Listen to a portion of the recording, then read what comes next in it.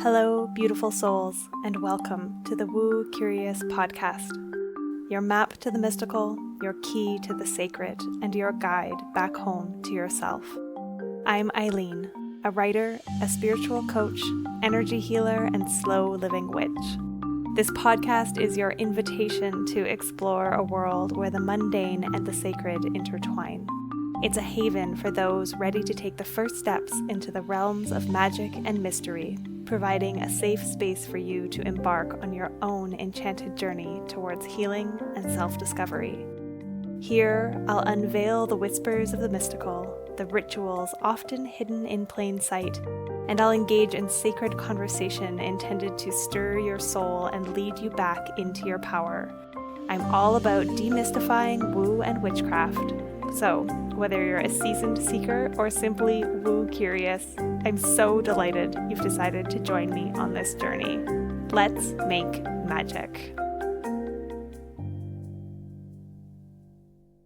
Hello, and welcome back, Woo Crew, to another episode of the Woo Curious podcast. I am your host, Eileen, and I am back with yet another solo episode.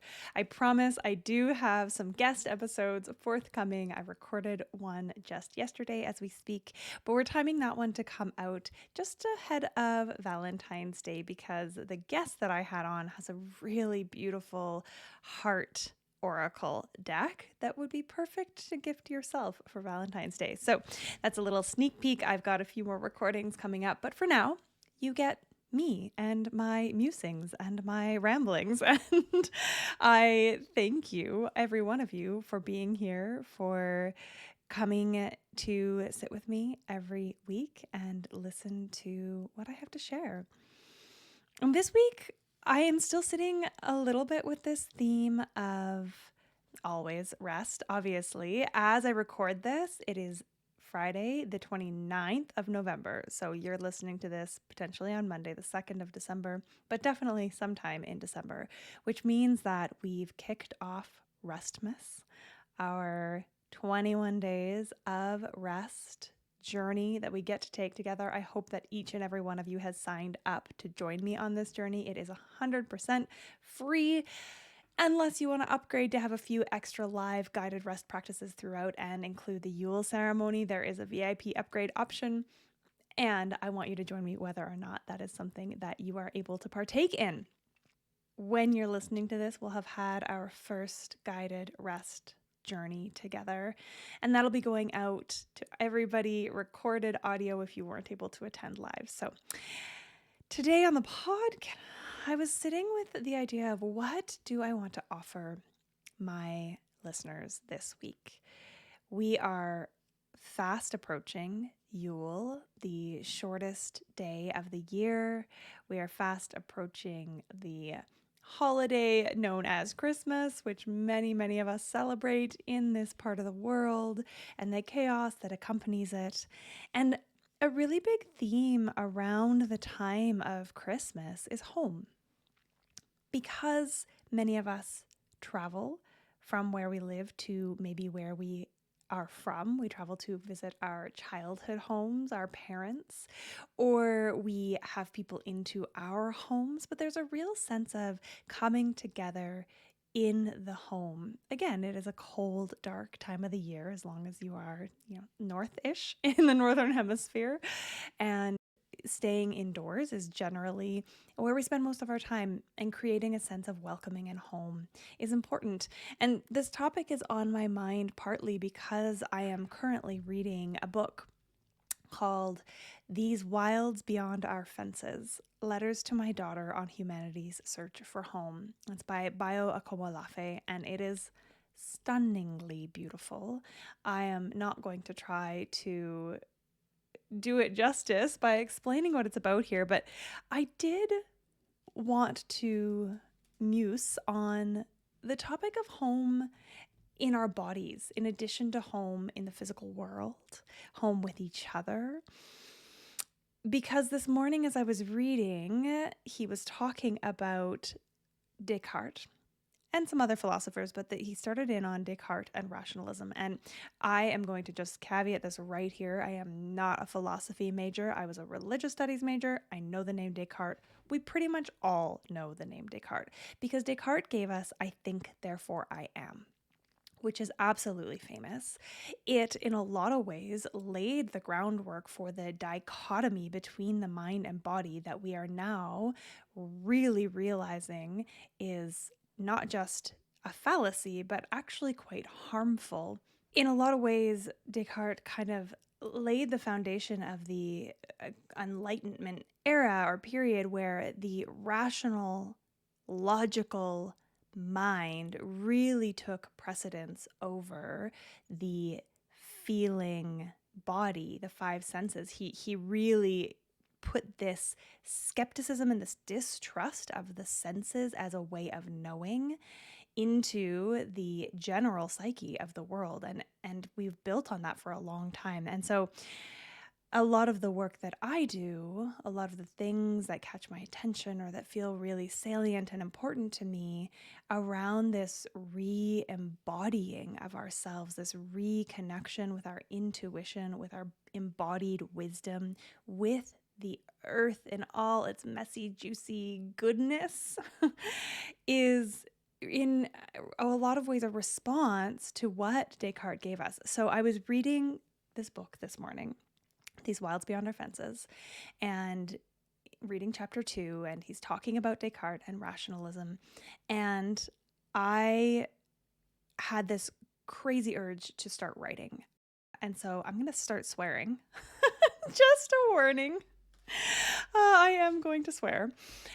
I needed to write a response. I was feeling really angry about what we'd been bequeathed and these, I guess he probably wasn't that old, but these white dudes that gave us this worldview that made us discredit the wisdom and the senses and divorced us from the earth and all of her beauty in so many ways.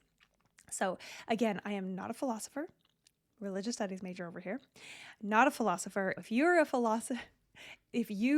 a philosophy major or you happen to know Descartes really well, I apologize in advance if I attribute some things to him perhaps that aren't his, or if I say something that doesn't make complete sense. But I wanted to read you what I wrote because it felt really powerful.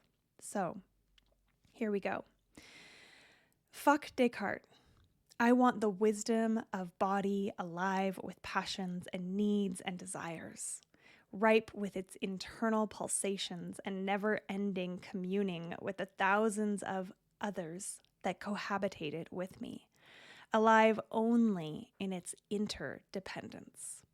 I wonder, do my gut bacteria die with me? Or do they exit my body as my bowels loosen one final time, perhaps with a feeling of unease or sadness that their home can no longer be theirs, and they must find a new one?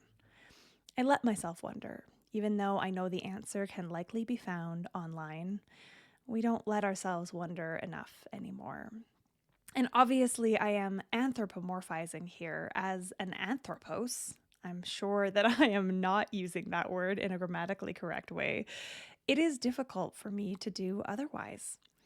Surely the bacteria do not think in the same way that I do, therefore I am. And how are we to ever know? 20 years ago, if you'd asked me if plants could remember things, if they had memory, I'd have said no. But that is now something that science has shown us to be, in fact, a real thing. They communicate and they remember. So fuck Descartes, whose misery and life circumstance led him to seek an escape from the fleshy and unpredictable chaos of being in a body alive in the soup of the earth. And fuck all the old white dudes who propitiated his notion that rational, the logical, the binary, the mind was superior and more desirable a place to inhabit than the intuitive, the feeling, multitudinous, the body in all her infinite wisdom. Fuck Descartes for birthing. I don't even want to use that fecund and fertile word to define what he gave us. So fuck Descartes for giving us the enlightenment and the onward, upward, reductive progress that ripped us further from our own bodies, our wholeness, and our belonging, both to each other and to the earth herself. Fuck Descartes for whose ideas we routinely lobotomize ourselves.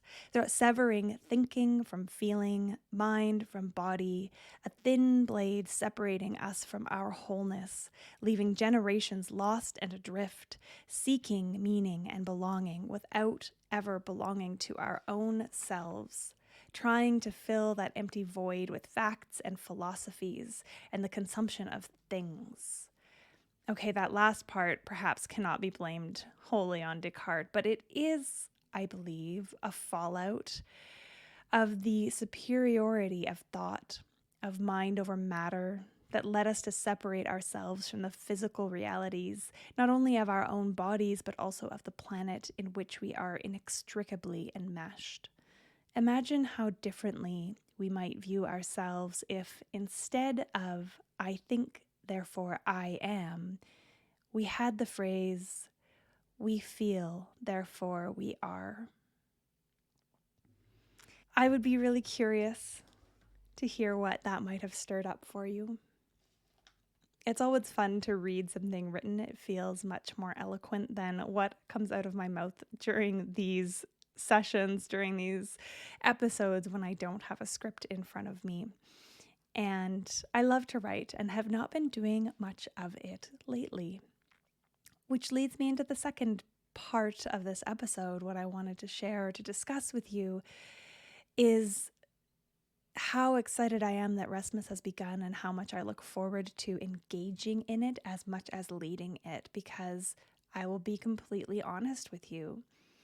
It has continued to be a very busy time of my life with the work that I do as my luminous life, the work that I do healing and coaching and holding space and working with clients and finding ways to connect with new folks, with new listeners of this podcast, with new people who might benefit from slowing down and tuning in to their bodies and following the rhythms of the earth. And at the same time, I also have, I think I've mentioned on this podcast before, I'm also working a part-time job to make ends meet as I continue to grow this beautiful business.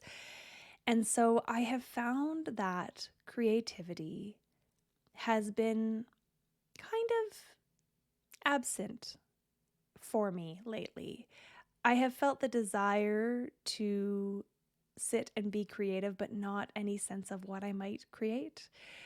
And lately, as in the last 2 weeks especially, I've started to carve a little more intentional time again into my days, spaciousness, really deciding what needs to be done, what doesn't, taking my own advice. If you go back and listen to that episode about banishing overwhelm, the 3 simple questions: does this need to be done? Does it need to be done by me? And does it need to be done today?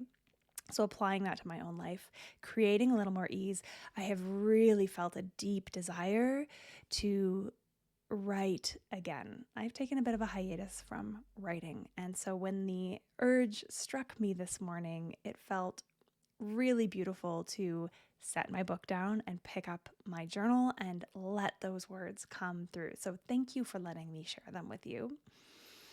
It also feels like all of the signs are pointing to the same things for me these days. And because we're all connected, because we are all interconnected, because we are not independent, discrete beings, as Descartes would have us believe, I believe that the lessons that are coming through for me are not just for me.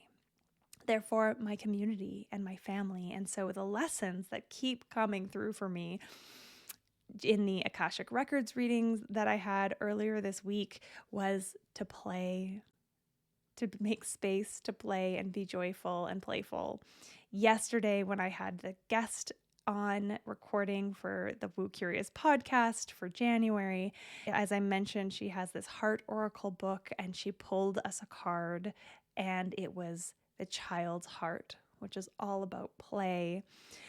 And then before I hopped in to record today, I thought it would be really lovely offering to pull us a card, to pull you a card as you're listening. So knowing that the intention with which I pulled it was for the collective, for anybody who is called to listen to this episode. And so I pulled a card from Rebecca Campbell's The Rose Oracle. If you've worked with me at all, you'll know that I love this oracle deck. It is so gentle and soft. And I pulled the sun. If you're watching on YouTube, I'm going to hold up the card. Maybe you pop over to YouTube so you can see it. It's a beautiful card. The sun. And the key words on this card are joy, enjoyment, life force, success, vitality, and, you guessed it, play. So as we move into the holiday season, as much as we incorporate more restful practices, please come join me in Restmas if you haven't already. We also should consider incorporating play and playfulness. It is such a playful, joyful time of year if we let it be. And that remembering of the childlike spirit that we can weave through this beautiful season of connection and offerings of time and joy and presence to one another. Presence and presents, the two types. Just embracing that spirit of joy and playfulness and of remembering that home, coming home to your body, coming home to the wisdom that lives inside her, coming home to the earth and the remembering of your inextricable interconnectedness with every other more than human being on this planet. There is nothing more soothing, more rejuvenating, more loneliness banishing than this remembering. So I hope that you found this episode enjoyable, pleasant, delightful, perhaps even. I'd love to hear if my writing struck any kind of a chord with you, if you enjoyed hearing me read from that writing, if it's something that you would like for me to incorporate more of. And just a little reminder again that it's okay to need more sleep in the dark. Nothing is wrong with you. In fact, everything is right with you. Yeah. Okay, that's it. That's all. That's where I'm going to end it, folks. It's a short one today. Thank you for joining me here. As always, if you enjoyed this episode, please leave a rating, a review. Come say hi over on Instagram at I am Eileen March. I truly love hearing from you when you've enjoyed an episode. Share it with your friends. That's how we spread the beautiful word of letting ourselves be right and guiding ourselves home to our bodies, to the earth. Until next week, bye for now.